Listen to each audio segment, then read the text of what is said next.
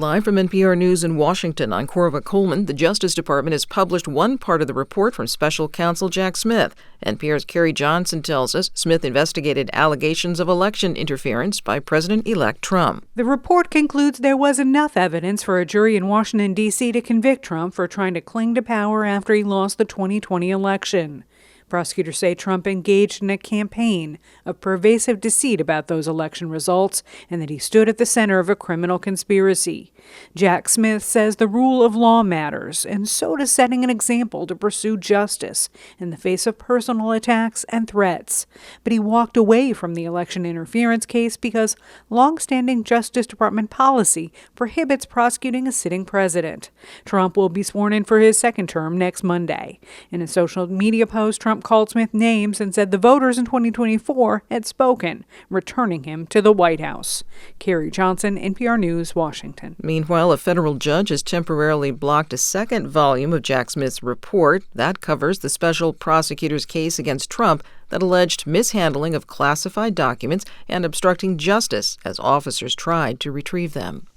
Confirmation hearings open this week for several of President-elect Trump's cabinet nominees. They begin today with the Senate Armed Services Committee and Defense Secretary nominee Pete Hegseth. NPR's Domenico Montanaro reports the hearings will be tests for the appointees and for Trump. Senators in general believe presidents should be able to pick their own teams, but as part of the Senate's advise and consent role, nominees are required to take questions about their qualifications and plans for how they would run these important agencies.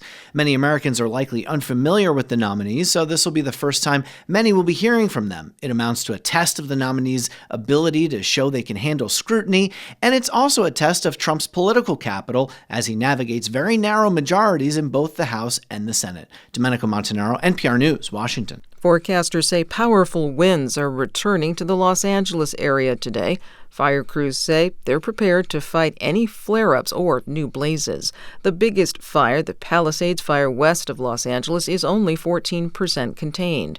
President Biden says the nation needs to help Los Angeles recover from the firestorm. It's going to cost tens of billions of dollars to get Los Angeles back to where it was.